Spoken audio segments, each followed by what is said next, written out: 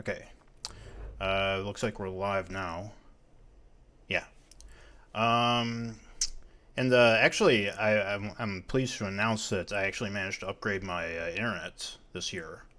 I found out actually I'm gonna steamroll the conversation towards like something really, really mundane to get us started. I mean, no, let me just because I'm really happy that we're back. We're back, finally announcing like after almost 2 months actually of a vacation. I mean, I don't know if you can call it a vacation because it hasn't really felt pleasant enough to really be classified like one. I don't know about you, Zach. Hello. Uh, sorry. Okay. Sorry, my internet was fucking up for a bit. You were talking about just upgrading your internet. My internet was like, well, fuck you, man. Yeah, I jinxed you. Yeah.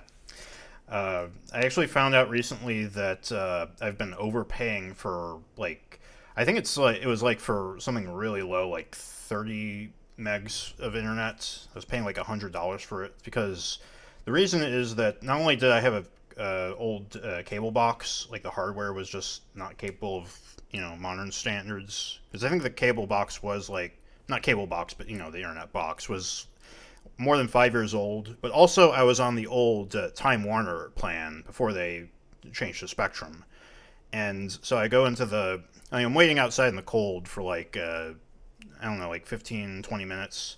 When I finally get, because they only let 5 people in at a time because of COVID, which we'll get into later in the year-end recap. But yeah, I finally get in, and the process of like they just hand me a new cable box. I give them my information, my ID, and they give me a new cable box, and they're like, okay, well you're gonna be paying like the same amounts for this, and I'm like, well that doesn't make any sense because the guy I talked to on the phone, he said I should be paying like like half as much or something for the speed that I'm getting because I was going up to the 100 meg box as opposed to the 400 meg, which is like $10 cheaper than my last plan.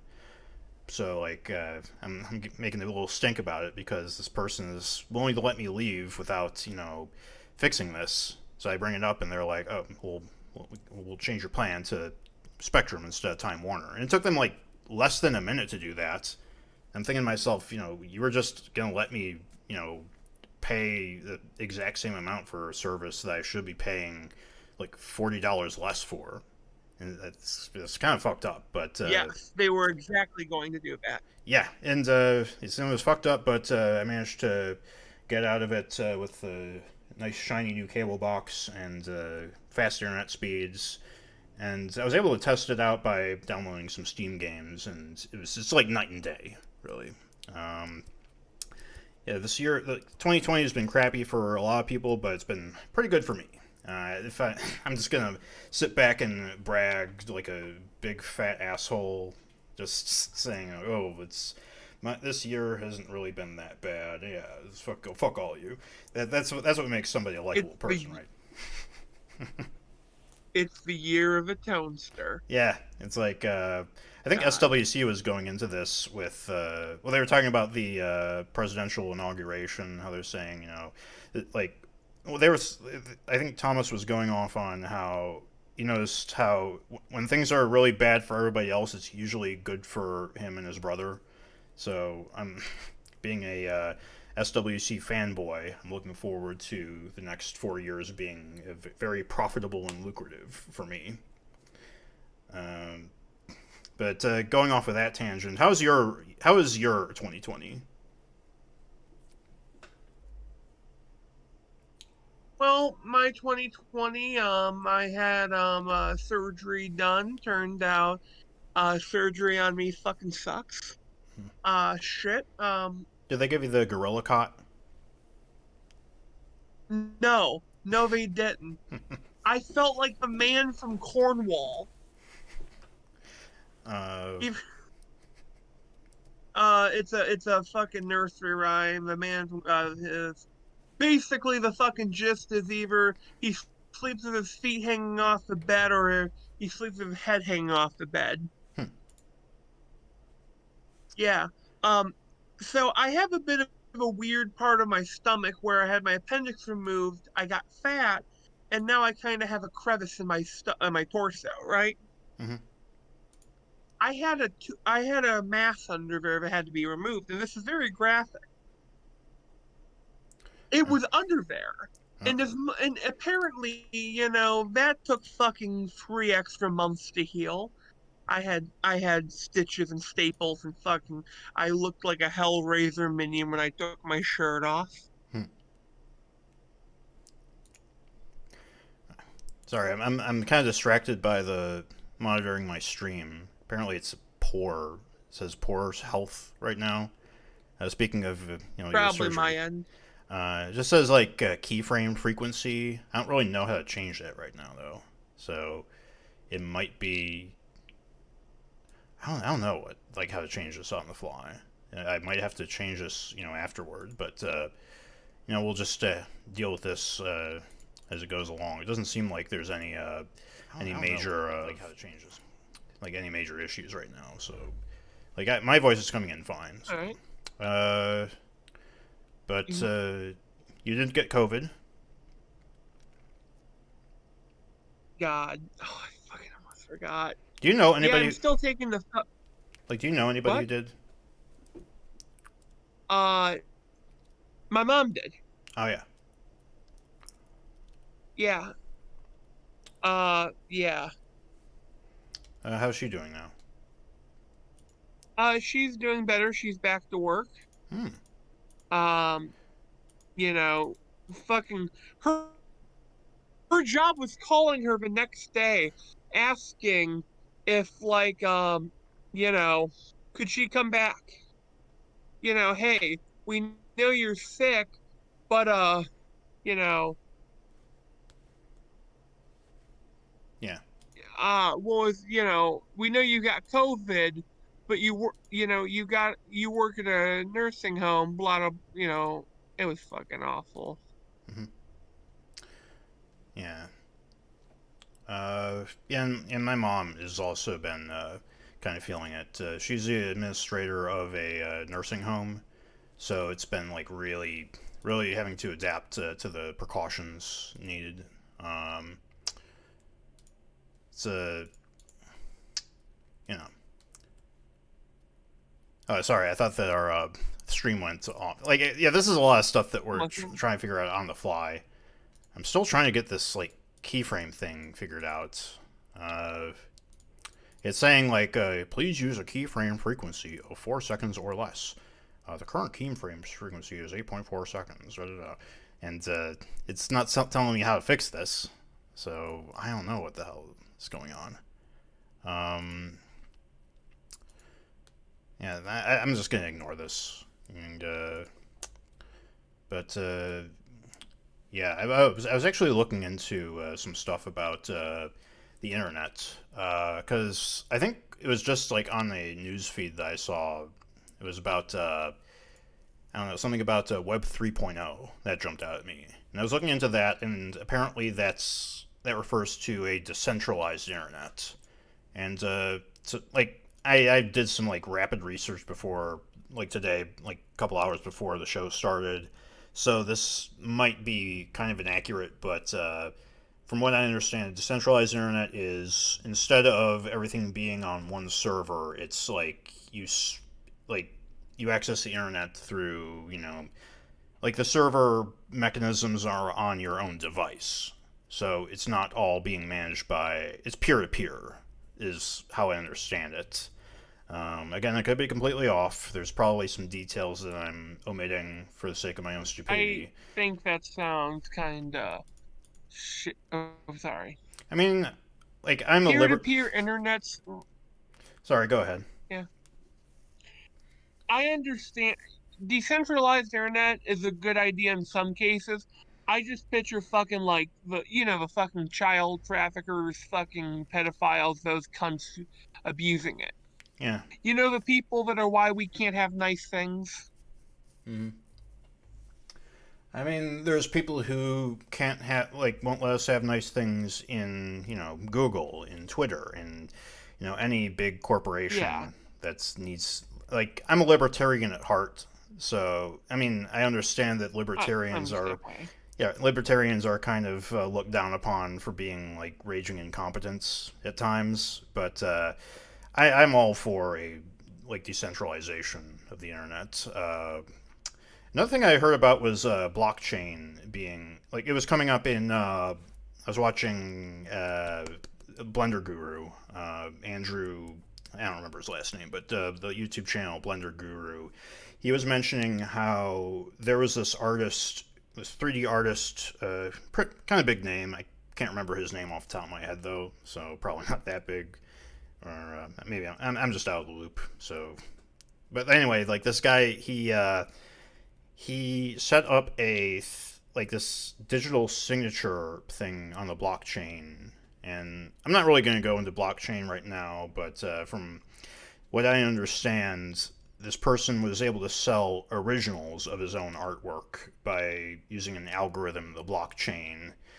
And because like with digital, it's like you don't have like it's not like physical art where you can buy an original painting or buy an original sculpture.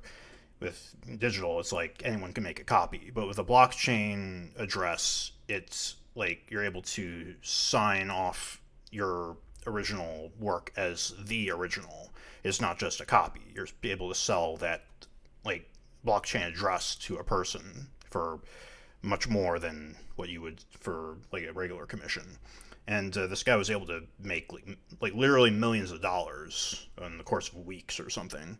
So it was like Ah, this big thing that got people's attention for like blockchain and digital distribution. So I haven't heard anything recently about it, but it's a big sign of. I guess that ties into Web 3.0 because the peer-to-peer and decentralization stuff it is dependent on stuff like Bitcoin or decentralization. No, I already said that. The blockchain is, and it sounds like the way I'm saying it right now. It's like it sounds kind of out there because I myself don't really understand that much about it. Probably only the layman stuff. But yeah, it's an interesting future that we're going to see for tech if Western civilization continues to manage to prop itself up. I don't know. people are going like, dude, you know what was a real like newspaper thing? Mm-hmm. There were people bitching and fucking moaning about electric street lights when they first made them and gas lamp lights when they first made them. Hmm. Do you know why? Why? They fucking like whenever there's a new thing, it sounds out there until it becomes the norm. Yeah, that makes sense. Like that's where the Luddites came in. People who would just go into factories and just smash stuff. Yeah.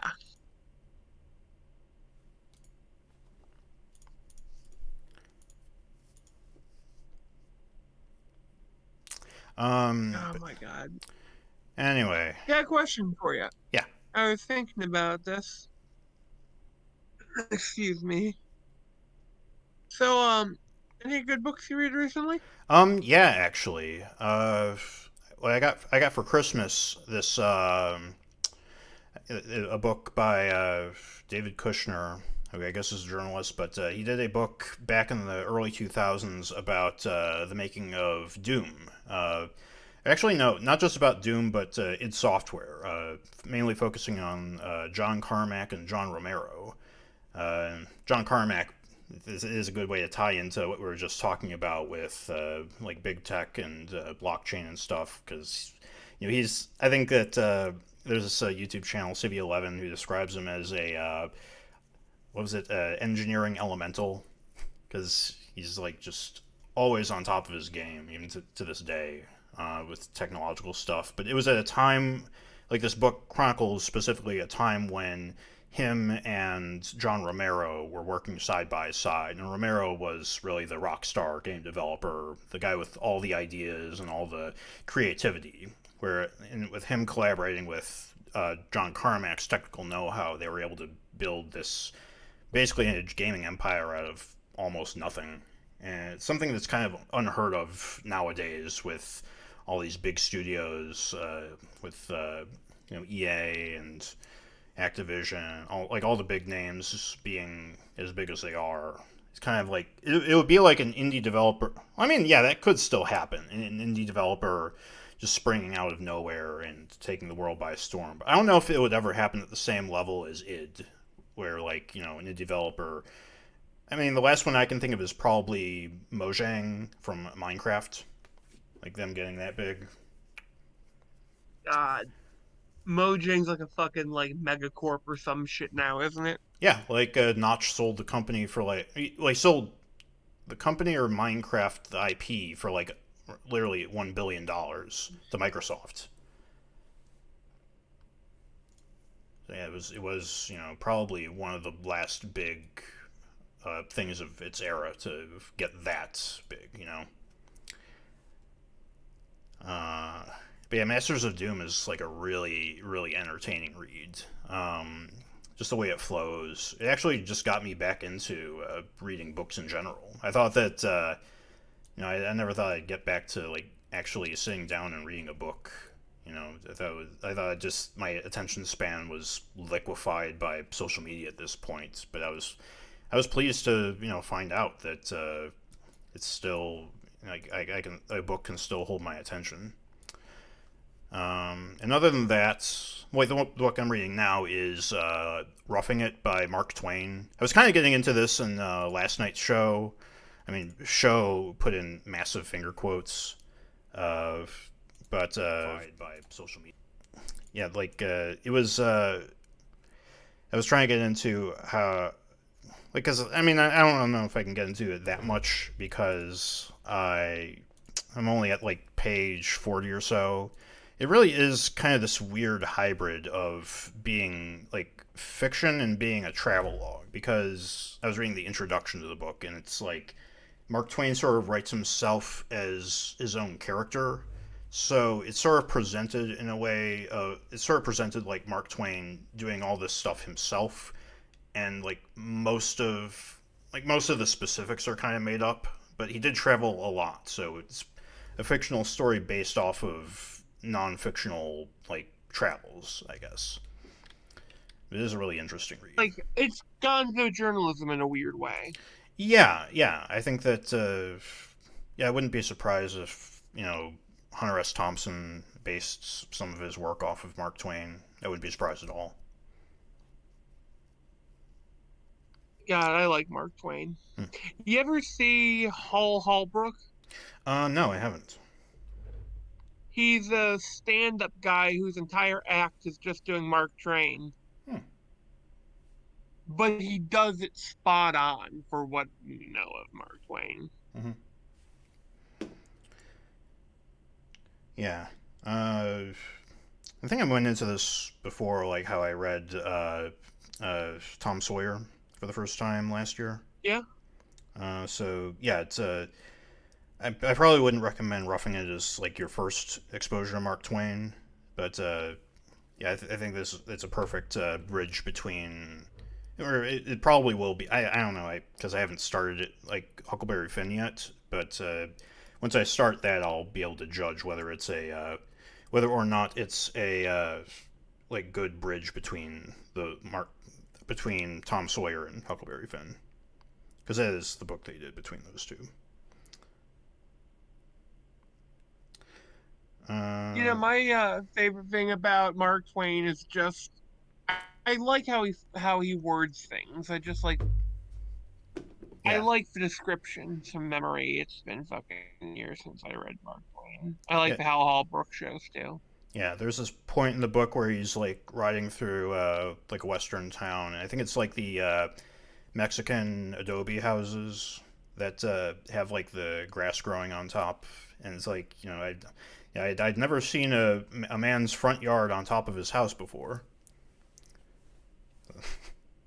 Because I guess that's what he was referring to, is that like, because I haven't actually seen, like, I can't remember seeing houses like that where you have like the have dirt topsoil on top of your house.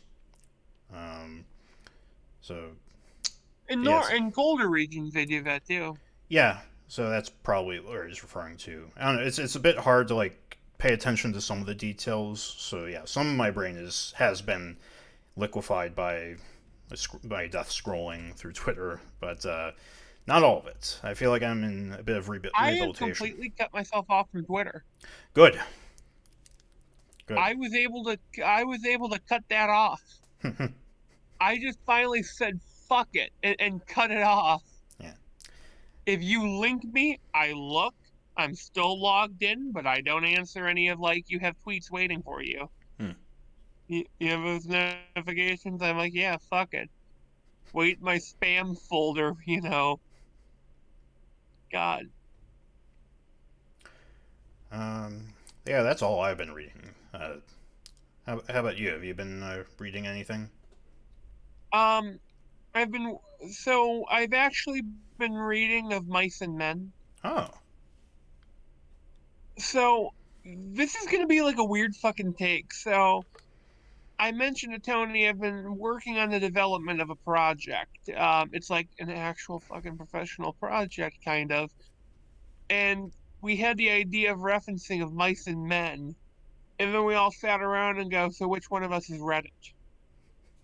And we all went, "No, none of us did." So I started reading it. It started as hand me the rabbit, Lenny, hand me the rabbit, or fucking. And now it's the fucking whole joke of the faction is a hand me the rabbit joke. God, but like, it's interesting when you read a book that the authors made comments on, you know? Hmm. Yeah. Like he's Sorry. Go ahead. sorry, never mind. All right. I was just gonna say that like whenever I pick up a comic book or graphic novel, is probably not a lot of people like this, or like they're probably gonna look at me like, what the hell are you talking about? But like like I think that I actually am only one of the only people I know of who likes to read the introduction segments of graphic novels, where it's like either the Oh, I author, do too. yeah, it's either the author or like a colleague or someone who appreciates the person's work is like gives their sort of piece on like reflects on the book you're about to read, either like the foreword or afterword. I actually really like reading those, just to hear somebody else's like take on either a classic or something like that. I don't know. I don't know what it is, but I think it's good build up to what you're about to read, for me at least. Oh man, you know what I was thinking about? Fuck. I was thinking this. Some introductions can kill a story though. If it's like a classic thing that you're reading, like, and then in Act 6, remember when this happens? Like if it's like Watchmen, like, or some fucking shit, like if it's been out there a while and it's a re-release or some shit. I like an introduction that knows how to be a showman. Hmm. It has to be a showman, it can't be an announcer, you know? Right. Um, but speaking of comic books, I wanted to talk a little bit about Common America. Uh, Hmm? yeah, like Tim and Mark actually just started their like the Kickstarter for Common America Volume 3, and it right now is probably the highest earning Kickstarter that they've done so far. Last I checked, they raised about $66,000 for this campaign, which is like tens of thousands above, I think, even their last campaign, which was around like 20,000. So they are really, getting some good publicity and getting a lot of new fans. And I'm really happy for them. I don't know if you've. You know, Hmm? I like Common America. I like the gist. Yeah. Yeah, I'd say it's probably their most approachable series. And I mean, that's probably my favorite series that they're doing. Um, And yeah, I of course backed this campaign myself. Looking forward to it. They actually did a like the highest tier that they did. I think they did a 3D printed Common America standee. That's or not like an actual statue, because the standees that they've done are like the flat ones. This one's like all, you know, 3 dimensional. So I want a statue of one of our monsters. yeah, that'd be cool. You should message Mark on. Oh wait, you don't have a Twitter, but you should find a way to message him Fuck anyway. it. Yeah, we should, I will. yeah, we should have You them could on make again. you could make like a I would play a Common America that like in style like an SNES game. Hmm. Style it like Earthbound almost Hmm. in gameplay where you fight the monsters. Hmm. I Yeah. think SNES graphics and kaiju gameplay are a good mix. Yeah. Um. I know. I got Let's see. backwards. Yeah. What else? I mean, that's all I have. All I have to say about Common America. Go back it. Uh, let's see what else. Oh yeah, another thing concerning comics. Like recently, I started following this guy on Twitter, Grease Paint, who does comics. He's a Reverent Comedy Comics, and I recently entered into this comic contest that he was holding called. It was a tribute to really good comics, which was a bunch of these like really absurd and like weird comics by this one guy on Twitter, and you can find him on Instagram now. But he was doing like he started this contest for people to do, you know, like kind of their own comics that's or like styled like this one guy. Let me see if I can pull it up real quick. Um,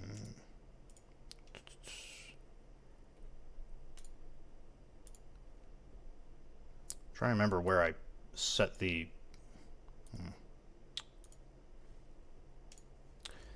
And hold on, like all this prep time, and I forget how my display capture thing works. Okay, hold on just a second, ladies and gentlemen.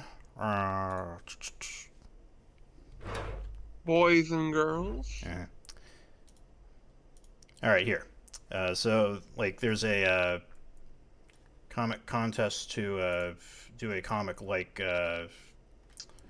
I mean, if you don't know who this guy is, then you probably don't give a shit about any of this. But I do, because I actually did a comic submission, and the guy who's holding the contest really liked it. So on the 21st, I'll be sure to brag about either me winning or me losing. I don't really care which one. That's more in the spirit of this. I don't know. Whatever. The point is, I like this. So that's the only reason I want to share it. Uh, Moving on from that, oh yeah, the Scott Pilgrim game is out. It's talking about SNES games. They finally re-released the Scott Pilgrim tie-in video game. It's like honestly, I think it's too good to be called a tie-in, and because it ties in so little to the actual movie, that I don't know. I've been Is playing it it a that little good? bit. It's pretty like honestly, I don't know if it's a problem with my controller, because the same problems I had with the River City Girls game, like some of them, not all of them, but because I noticed that my controller seems to lag a little bit. So I don't know if it's or no, it's like I had trouble blocking, blocking shots or countering, and it's like either my controller sucks or my brain sucks. I'm getting old. Either one is valid, but I remember when I played it on the PS3. I remember playing it then. I was able to like counter stuff fine, and like the gameplay was like worked out fine. So I don't know what the deal is. I guess I'll have to like try it with a different controller or something. I saw that on the Switch is actually it's on the Switch, and I was going to get it on the Switch, but decided at the last minute to get it on PC. So I don't know. It's yeah, but once I figure it out, I think I'll have a lot of fun playing it. So it is a great game. It's got a great soundtrack, uh, great animations, and like now everybody who's been talking about it for the last what like 7 years, 10 years maybe, like 7 It's the years ago. cyberpunk of SNES beat 'em ups, I don't know about that. It's really except more. good. It's more like the Mother 3 of SNES beat 'em ups, except good. Oh my God, Hmm.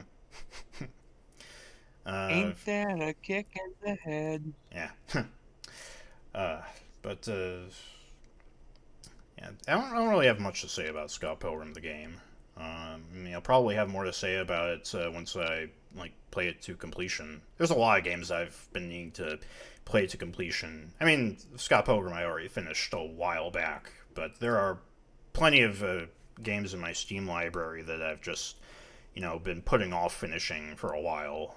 Probably the first one on my list is Final Fantasy X because when I left off on that, I was like near the end of the game, so I just need to finish that first, and then I don't know. I should be putting together a list because there's quite a few. I actually do have a category on my Steam library of games that I need to finish, and there's like I think less than 10, but there's definitely more than 10 in my library that I need to finish. You know what? My favorite category of game is games that you want to finish, but as soon as you play, you go, ah, yeah. You know what I mean? Yeah. Like, like there's something about the game that just drains you. Yep.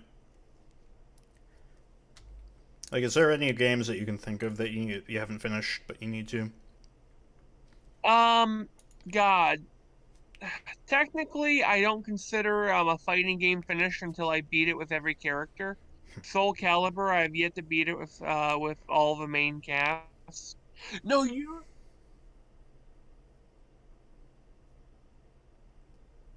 I have it on base Xbox. Hmm. Have you seen how it plays on base Xbox? Oh, Soul Calibur. No, no, no. Cyberpunk. Oh, okay. I yeah, I think your Dude, audio cut out. So I was on Soul Calibur and I realized Cyberpunk I have yet to finish. hmm. Have you seen how Cyberpunk plays on base Xbox? Base Xbox One, you mean? Yeah, that's what I Okay. mean. Oh, okay. I thought you meant like the original Xbox. It actually plays on there. It plays even better than Xbox One for some Huh. reason. Yeah, because I was thinking of this video that I saw. I think I posted it to the Discord of Cyberpunk 2077 on the PS1, where it's like I think somebody like just recreated like Cyberpunk 2077 using PS1 assets, and it looks really interesting. But and that also has like plenty of glitches in it intentionally. But sorry, what were you God. saying? Because yeah, Dude, I have yet I have seen plenty of videos showing all the glitches in the base PS4 and Xbox versions. I just fucking gave up after a while. Hmm. I just fucking just went, no more, no more. Yeah. Uh, Because I had no idea how bad it played. yeah. It. I think it'll probably take until like summer of this year for them to fix the most of the worst bugs. I think that a lot of the bugs though are just gonna stay in. Like it's No, kind of it's the performance issues that I have an issue with. right. Yeah, it's definitely because I actually saw a Kroby Cat's video on Cyberpunk, and it's like I think it's like 50 minutes long, and just going into all of the not just the glitches, but like the press releases of them saying, oh yeah, we're like the game on the current gen consoles. It plays surprisingly well. It's surprisingly streamlined and really well. It's really good, and it's like they're this full shit. you know, it just I don't know. I think that a lot of people figured that it was going to be like this, but man, Yeah, it. I figured it would have an edge to it. I had no idea. Uh, uh, God. yeah, If we were gonna get fucked this bad by CD Projekt Red, I hope they'd at least buy us dinner first. yeah. Well, I mean, it's. I think it's more forgivable for like them than it would be for someone like I don't know, EA or even Bethesda, because it's like, I mean, I don't really know enough about the behind the scenes We stuff. expect it from EA. Yeah, yeah. Uh, Oh, I don't think it's worth like suing them over it though. I think that they really want to fix it. I'm still like holding out some goodwill for these guys because they do seem like really, like they actually do want to make something presentable at the end of the day. And I'm hoping it goes the No Man's Sky route of them eventually making the game at least like going from really not good to good, you know. If you've I seen get you, Internet Historian video, the Goodening of No Man's Sky, then I'm hoping brother. it goes to I that. played it. I I saw the good lives that happened. Yeah, I was actually playing it a little bit today, and I still like it. It's basically Minecraft in space. I think that's what it should have been marketed as from the beginning, because if it had been marketed as Minecraft in space, then I think that it would have had a much more warmer reception. Kind of like with Astroneer. I think that's probably more akin to Minecraft in space, but No Man's Sky just has like a little bit extra added in, or they did add in eventually later on. And all that stuff is great. And I'm hoping that Cyberpunk 2077 goes the same route. I think that a lot of people do. I think most people do. I don't think that anyone wants to see a good game turned to shit. I don't think anybody is okay with a good game, a promised good game coming out as shit and staying that way. No matter how many people love to gloat over, the game, like this game is terrible. Oh man, like I knew it the whole time. I think that people want to be proven wrong, you know.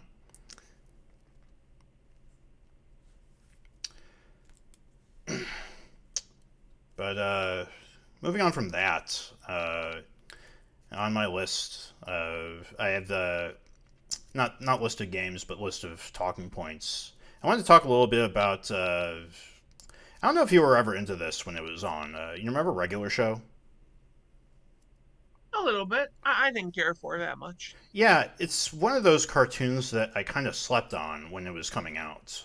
If like, because I don't remember that much about the mid 2010s where I was at. I mean, I know pretty much where I was at, but it's kind of like one of those gray areas in your life where it's like a lot of things are happening at once, and you don't really have time to sit down and like watch a cartoon, or you can watch a movie, but it's like you got like you're starting to have all these responsibilities. Like I think that 2013 was the year that I moved out of my mom's house and into my apartment, which I'm still in to this day. But so like, I didn't really have time to like watch a lot of cartoons at that time. I think that the only cartoon that I had a passing interest in was Adventure Time, and even that I was starting to lose interest in around the time Regular Show started getting popular. I don't even think that Regular Show got that popular, but it was definitely. I think it was one of those that was popular among college students, and you might be able to tell why, because there's a lot of Yeah. adult humor and stuff in there. It kind of rides the line between Cartoon Network and Adult Swim in a way. I always thought that too. It was teenage dabble in the pool Yeah, of Adult Swim. yeah, and like the characters are like 20-year olds, so it was very like I don't know, kind of a departure from what you'd seen. I think that probably the one cartoon I can think of from the '90s that I would compare it to is the Angry Beavers. I was actually watching like that in regular show back to back, and I was starting to notice the similarities. Because it is this weird like yeah, we're bachelors, where we do what we're just coasting through life for now, right now, and I like the amount of there's a weird amount of like drug like references too. Like there's a scene where at the by the end, like the ending is like where they drink like this super hot sauce like drink, and then they end. It's basically an acid trip, and it's like I don't know. It feels like very. I mean, I've never been on acid, so this is just me sort of assuming. But it's like it's a very like realistic portrayal, I guess. From I mean, what I would assume. So, were you a cop? No, but I did have a friend who did take acid, and I talked to them on Skype while they were high. Uh, yeah, She became very tactile, yeah, very sensory. yeah. It's a like I don't think I've. Yeah, I never want to do acid. It seems like one of those things that just fucks with your brain permanently. Yeah, I agree. Yeah, Yeah. it's a bit much for me. But you say that like you've tried it, so I want to make sure you clarify. Oh no, no, no! I've never done it. I no fuck. Right. The most I've ever gotten close to a high was a secondhand high from walking through Oberlin. Yeah. Some, Yeah, I've been binging regular show. I don't know about binging, but just watching a couple episodes back to back for the last couple weeks. And I'm finally at like the last season. It's like there's like 8 seasons of this. That's weird to me for like a show that was just sort of a passing for me. It feels like like I think it also just feels like a show that is like was just like on for like one season and was a cult classic. But no, it's like 8 full seasons and a movie that was released in theaters too. what? Yeah, I mean, In theaters? like a like not a it was like a limited release. So like it showed in a few Oh, theaters in California, I think. So yeah, and it's not it doesn't look like a theatrical production. It looks like a TV movie. So it's kind of a de facto theatrical movie.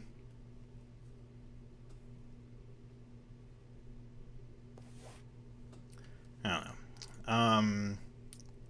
I get what you mean. Yeah. It's a high budget, low budget movie. Yeah. But yeah, I think that yeah, I actually started following. I saw this on my timeline after I started watching regular show, so it might be Jack Dorsey spying on me. But there's this account on Twitter called Regular Show Out of Context, so it's I've been following that too. So it feels like either Twitter's like manipulating me into like or whatever, controlling my thoughts, or maybe it's like people actually are like having this like it's starting to see a resurgence, the regular show audience. I don't know. It's a really, yeah, it might be just people like locked in their houses like smoking weed all day, being like, dude, there's the fucking weed show about the talking bluebird and the raccoon dude, and it might be that. I don't know. Remember that show got away with so much borderline swearing. Oh yeah. Like I think in the first, or I think it's the third episode of the first season, Benson, their You're boss, says pissing me off. he says crap, which is like saying shit for a kids show. Um, I thought it was the first episode that said you're pissing me off. yeah, that was. Yeah, I think it was the first episode too. So yeah, it. Yeah, that was hardcore edgy, man. Yeah. Then they made the Evangelion parody. Oh yeah, like the where the baby ducks versus the geese. Yeah, I saw that episode. It's like there's a lot of yeah. There's Evangelion in there. There's Gurren Lagann in there, where like the giant robot pilots the other like the bigger giant robot and throws the moon at the other giant robot. There's a lot of Gannix in there, isn't there? Yeah. No Gunbuster though. Yeah. There's a lot of other anime references, a lot of video game pop culture references, references to memes. Though, like, I don't think those were like they're surprisingly tame with the meme references for a regular show.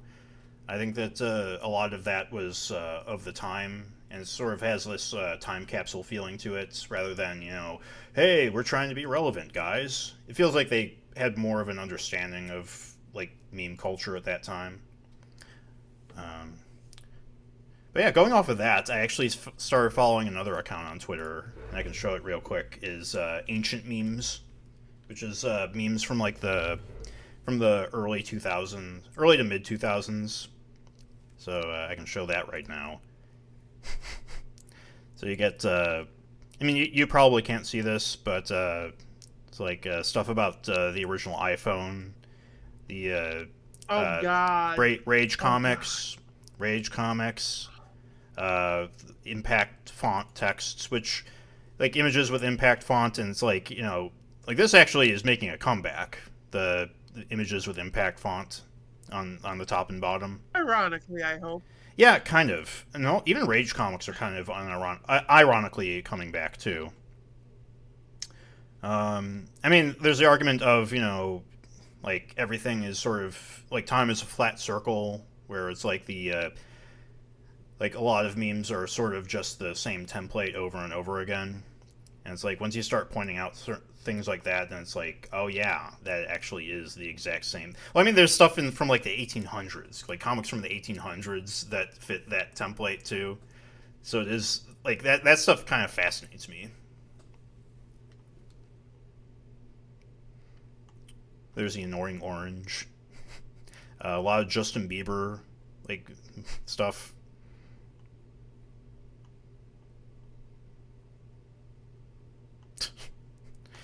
Yeah. Are you still there? Yes, I am. I had to find an image for you and Oh, check oh, your there it is. PM. There it is. You knew it was coming. Yeah. For anyone wondering. Oh wait, here it is. It's kind of hard to see because it's black on black, but yeah, there it is. The ancient runes.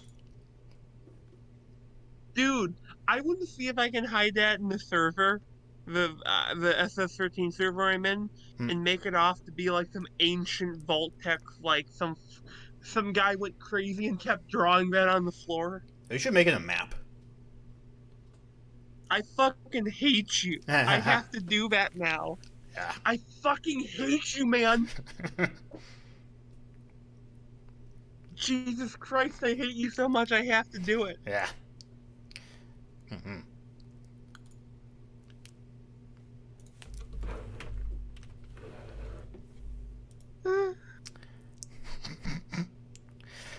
Um. Dude, dude, I'm gonna be a mapper for it too. Hmm? And if they find out it's lost, they're gonna fucking kill me. Oh, they'll probably figure it out in like the first 10 seconds.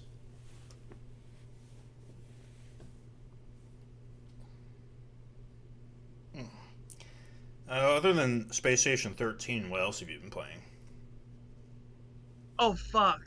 Not a lot actually. Hmm. Yeah, same with me. It. I guess I've been.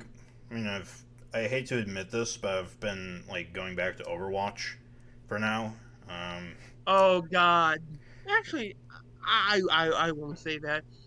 like it's a terrible Like I game. Like it's terrible. Like the state of Overwatch right now is like so many people pick DPS now that they actually have this priority pass system, which is where it basically railroads people into picking like tank or healer first. And then you get like the more when you play as I think it's like the flex where it's like you play as either he plays either DPS or healer, and then you get a priority pass from that. And because like the wait time for DPS is normally like 6 minutes, And so like the priority pass like puts you to the front of the line, so to speak. So where like the wait time is like closer to 2 minutes. So it's like that's just. I think it like also highlights how terrible like Blizzard has been with like doing like. I think that well they're probably not the first game developers to invent the tank concept, right? No, I can actually look that up. Okay. Probably no. Do you consider RPGs? Let's see, tank in game development. Let's see who invented the tank. Mm-hmm.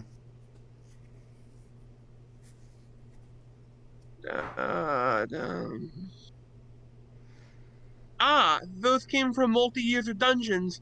It came from the game Usenet, Mm-hmm. Batmud.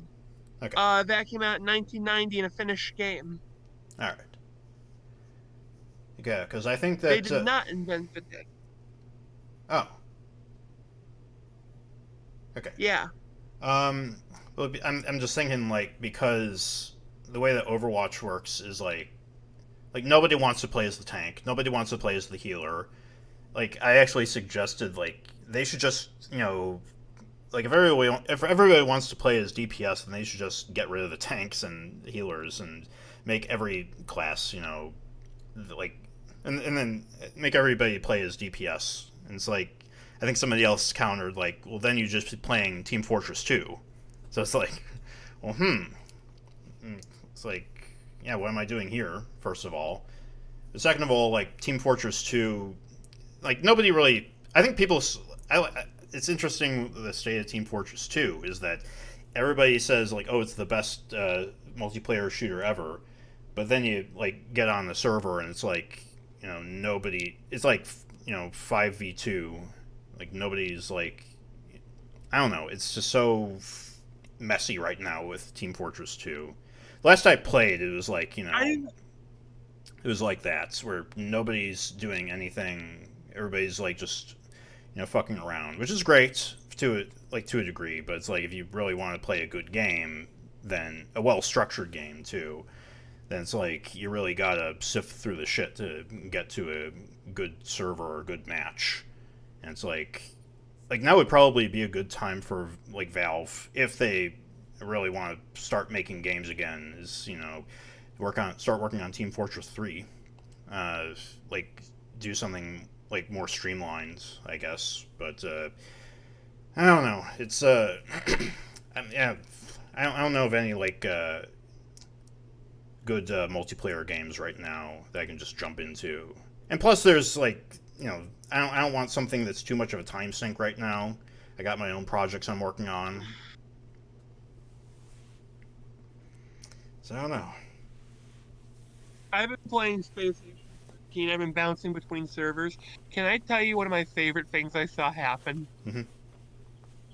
So we had this guy who spawned into the server, and so on Goon Station, it tells you what time and round you died and what you died. Motherfucker basically did a speed run for it, stepping in lubricant and flying out the airlock. Hmm. But my favorite thing was the guy who did this came back. God, this one guy who found out you could do this spawned as a chemist, got lubricant, and just lubed up every hallway he could. Hmm. So now we're doing a new thing that lubricant dries out. Mm-hmm. And this is the one game where you hear lubricant and don't immediately go, oh, you know? Uh-huh. God. One thing I gotta put up here next time we do an episode is a chat box, because like I can't actually see the chat right now. Uh, yeah, I want to tinker a little bit more with this OBS now that I got up and running. Uh, did you get a look at what the set looks like now? Actually, I didn't. I'm sorry. That's fine. You can go look at it later, but yeah, I redesigned the TV to make it bigger to where you can actually because I can use the display capture to show stuff in real time. So I can put that, like, I have the box set up to where it shows on the screen there, so it's all really neat stuff. Uh, yeah, I'm gonna be really happy once we start doing this on the regular again. And that, I don't know. It's Is there anything else you wanted to talk about? No. I my brain hasn't been doing so hot. My brain's been kind of fucked. Okay. Yeah, it feels like I hear a lot of people say that. They have been saying that for the better half of last year, or worse half, I guess. Play it on words of that. But I do want to leave on a bit of a message of optimism right now. So, like, you probably can't see this right now, but or right now, right now. What you're looking at right now, dear viewer, is a population clock. You see on the left-hand side of the screen right here, this number is going up. The United States population, there's a net gain of one person every 26 seconds. On the right hand is the world population clock, and this number is going up. I mean, you see this. It's like I want to bring this up because, like, I always see this. Well, I was on the front page of YouTube, and of course they always put the headlines, the news on there, saying, they always want to keep people updated on, like, how many people are dying of COVID, and, like, I think the U.S. death toll is up to 400,000 right now. But the thing is, like, they want you to be panicked about all this. They want you to be, constantly, in fear and in this constant neurotic They state. want you to stay home so you don't get COVID. But I apologize. the thing is, you're probably panicking when you hear that. And the thing is, as long as this number continues to go up, you have no reason to panic. And if you say, like, oh, well, this number is fake, like, this number doesn't mean anything, then the thing is, you don't mean anything to yourself. Like, you're one of these numbers. And as long as these numbers go up, like, the world isn't ending. Like, things aren't as bad as they seem, is what I'm trying to say. You don't have a reason to, think that the end of the world is coming, because for right now we're doing fine. That's really all. I like your message, Tony. Yeah, like, I was thinking about this a couple of days ago. Is last time we had writers group, we were just venting our frustrations, and to me, it's like I hate to brag again, but I'm not gonna be nervous until I see a government agent outside of my apartment telling me you need to move along, or you need to clear the area. It's like, we're not at that stage yet. That was the last administration. I mean, you can say it's well, considering where look the state of the Capitol right now, but we're not going to get into that right now. That's for another show when I'm on a bit more high energy. The thing is, like, my point is, we're not going extinct. We're like, there are a lot, like, you and me, we're doing this show from the comfort of our own homes. Like, we're not, like, I was thinking about this today, is that, there is no other country on Earth right now I can think of that, I mean, maybe like Sweden, or like one of those fancy European countries where, if I grew up in Russia, I would, fancy European country. yeah. Like, if I grew up in Russia, I would be dead before I turned 17. That's a fact. I believe that. Like, that's not a fact. That's my speculation. But that's just kind of my point. Is that things could be a lot worse. You just got to deal with things as they come, and there are certain things outside of your control that you can't get yourself into this neurotic frenzy over. Going forward in this year, I think that's the best motto I can think of. To steal the description from the video, 2020's over. Here's to a worse one this year. Eh. And we'll emerge even stronger and better and, you know, handsomer and cooler than we did last year. So, Hey, have you noticed that like the TV gets bigger as the monkey gets smaller? yeah, Are they proportionally related? he's hiding. He's planning his schemes for future. He's the architect for 2020. Uh, it's like who knows what he's doing under that table. Um, I don't Move know. the microphone. We can't let it be Oh yeah, picked up. I forgot to put in the microphones. I'll fix that for next episode. Make it Uh, just add a boom mic. oh yeah, I mean Just yeah, a boom mic gets constant. You can animate it back and forth like it's constantly falling in the shot. yeah, I could see if I could do that. But until then, I have been Tony, I've been Zach. and this has been the Monkey Bar.